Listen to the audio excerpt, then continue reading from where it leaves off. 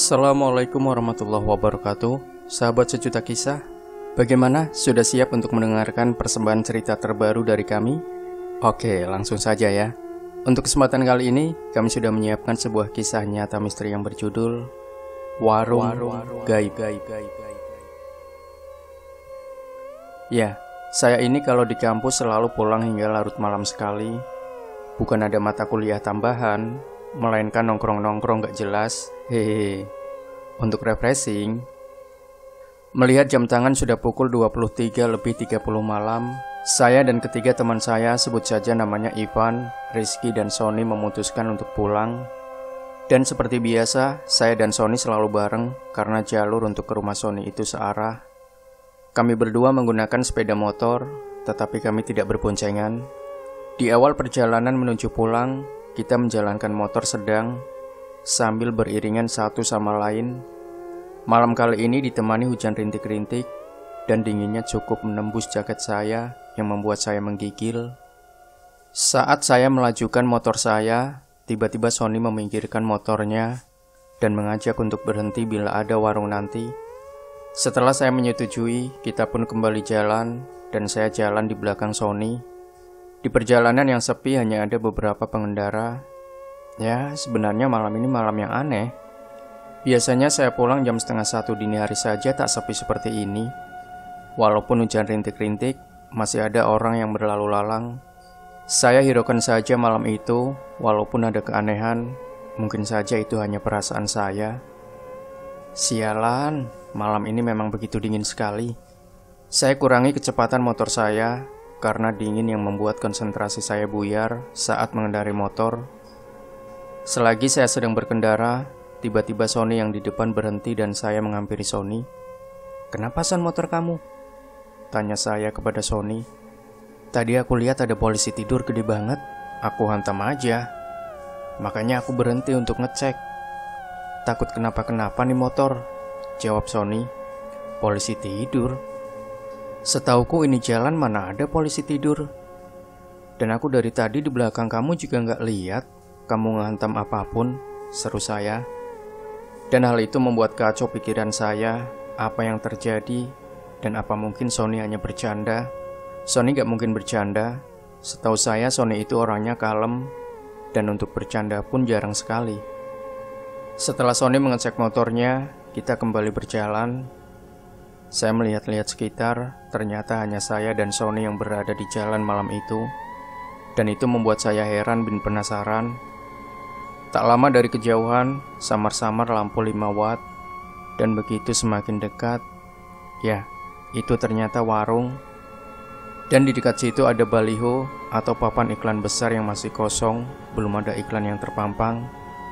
Akhirnya Sony dan saya berhenti dan mampir ke warung tersebut.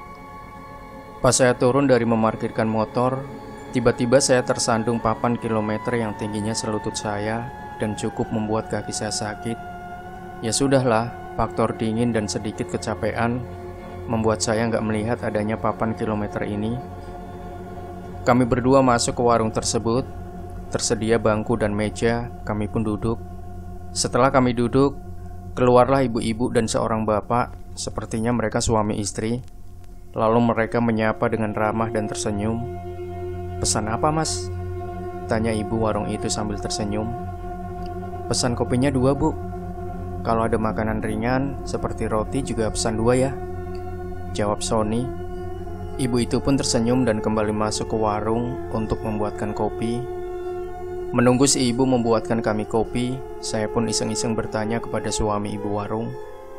"Warungnya buka 24 jam, Pak?" tanya saya. "Iya, Mas. Saya berjaga bergantian dengan istri saya," jawab bapak itu. "Malam ini dingin sekali, Pak, dan jalan begitu sepi sekali," ujar saya. Dan bapak itu hanya tersenyum kepadaku. "Ini, Mas, kopi sama rotinya," ibu warung sambil menyuguhkan kopi dan roti yang kami pesan. "Oh ya, Ibu, terima kasih ya, Bu," jawab Sony. "Saya buatkan tahu isi juga. Dingin-dingin begini enak loh, Mas, untuk isi perut mas-mas ini. Masih hangat loh, Mas," ujar ibu warung. "Iya, Bu, terima kasih," jawabku. Lagi-lagi ibu itu tersenyum kembali kepada saya dan Sony. Lalu saya ambil tahu isi itu. Kebetulan saya sangatlah lapar karena menerjang dinginnya malam ditambah rintik hujan. Setelah saya makan, ternyata enak sekali loh. Begitupun juga sambalnya, sampai-sampai saya dan Sony habiskan tanpa tersisa.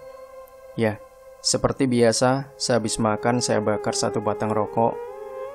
Setelah saya habiskan satu batang rokok, kami dan Sony pun membayarnya. Semua tadi berapa, Bu? Kopi 2, roti 2, dan tahu isi kita berdua habiskan. Hehehe, ucap Sony sambil tertawa. Semua 20.000 saja, Mas, jawab ibu warung sambil tersenyum. Setelah kami membayarnya, akhirnya kami pun segera melanjutkan perjalanan pulang. Selagi saya menuju motor yang saya parkir, lagi-lagi saya tersandung papan kilometer. Oke, kali ini saya benar-benar meleng. Penasaran sama kilometer yang membuat kaki saya tersandung, saya pun ingin melihat. Ternyata kilometer 12. Setelah rasa penasaran saya hilang, akhirnya kami pun melanjutkan perjalanan pulang. Sony pun belok kiri, karena kali ini saya sudah nggak sejalur lagi dengannya, dan rumah saya masih jauh sedikit. Tiba-tiba arah yang menuju rumah saya tidak sepi. Ada kendaraan berlalu lalang yang sebelumnya sepi sama sekali tidak ada motor. Sialan, malam ini terasa sangat aneh. Mungkin karena aku kelelahan. Sony juga terlihat biasa aja, nggak ada hal yang aneh terjadi, ucapku dalam hati. Sesampainya di rumah, saya sholat isya dan membersihkan diri. Mata pun belum mau menutup alias belum ngantuk. Selagi belum mengantuk, saya pun mendengarkan lagu. Sedang asiknya mendengarkan lagu, HP pun berdering dan ternyata itu Sony. Tadi kamu ngerasa aneh nggak selama perjalanan pulang, Dit? Tanya Sony melalui telepon. Iya sih, jawabku.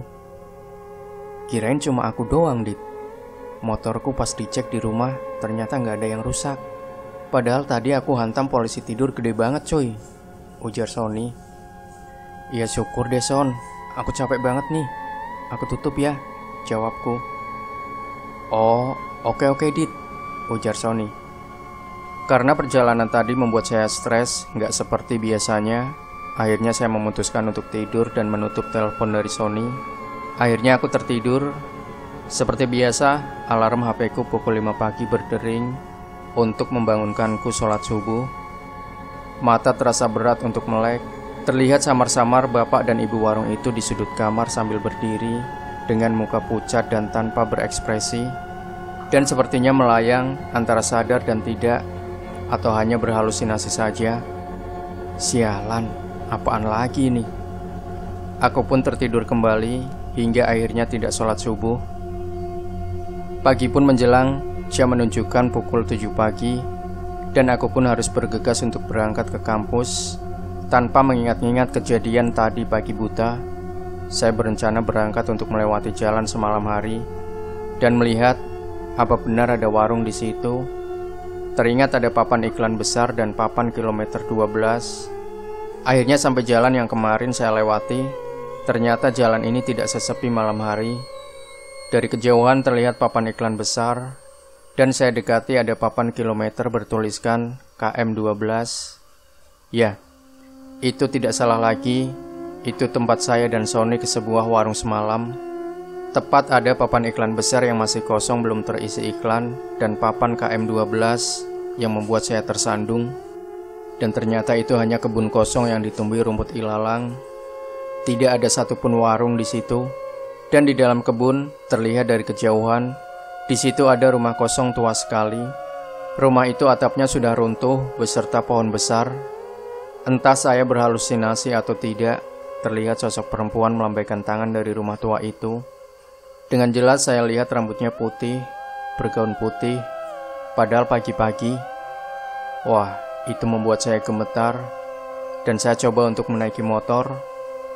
Karena saya juga belum sarapan dan gemetaran akibat hal sialan tadi, akhirnya saya berhenti di tempat jualan nasi uduk. Bu, nasi uduknya 1 ya, ujarku. Iya mas, jawab ibu itu.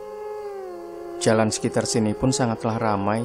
Apa mungkin bila malam hari sepi sekali ya, ucapku dalam hati. Ini mas nasi uduknya. Ibu itu memberikan nasi yang kupesan. "Iya, terima kasih, Bu," jawabku. Rasa penasaran membuat saya ingin bertanya kepada ibu ini. "Bu, apa kalau malam jalanan ini sepi sekali? Tidak ada kendaraan yang lewat sama sekali, Bu?" tanya saya. "Oh tidak, Dek. Kalau malam tidak terlalu sepi. Apalagi ditambah truk-truk bermuatan yang diperbolehkan jalan di atas jam 10 malam. Jadi tidak terlalu sepi. Malah banyak truk-truk berlalu lalang," jawab ibu itu. "Oh begitu. Iya, Bu," ujarku. "Kenapa, Mas? Kok Mas seperti orang sakit sih?" tanya ibu itu. Dan akhirnya saya pun menceritakan hal yang semalam saya alami. Dan ibu itu menjelaskan, dulu di KM 12 itu ada truk yang menabrak warung. Dan warung itu hancur tak berbentuk hingga menewaskan penjaga warung tersebut, yaitu seorang pasangan suami istri. Dan rumah di dalam kebun itu, rumah penjaga warung yang tewas itu. Ya, jadi yang Mas makan semalam itu hanyalah berupa tipuan mata saja, Mas. Mas itu gak makan apa-apa sebenarnya," ujar ibu itu. "Saya sering melewati jalan sini, tapi baru kali ini, Bu, merasakan hal seperti semalam," jawabku. "Ya, kemana-mana banyakin doa ya, Mas," ibu itu berkata kepadaku. Dan setelah mendengar penjelasan ibu warung itu, saya pun rasanya ingin pingsan. Berarti yang di kamar tersebut itu bukan halusinasi saya, melainkan penjaga warung itu. Akhirnya, saya tidak memberitahukan hal ini ke Sony. Saya takut Sony juga trauma akan hal ini. Demikian sahabat Sejuta Kisah. Untuk Anda yang ingin berbagi cerita pengalaman mistis Anda, silakan kirimkan via email yang sudah kami cantumkan di deskripsi, atau bisa melalui WhatsApp admin. Dan yang malas ngetik bisa pakai voice note ya, biar nanti diproses. Untuk durasinya bebas, silahkan boleh di atas 1 jam, di bawah 1 jam juga nggak masalah. Dan yang pasti jangan lupa berikan komentar Anda, like, share video ini, subscribe channel Sejuta Kisah, dan nantikan terus cerita-cerita misteri terbaru dari kami setiap harinya. Sampai jumpa. Wassalamualaikum warahmatullahi wabarakatuh.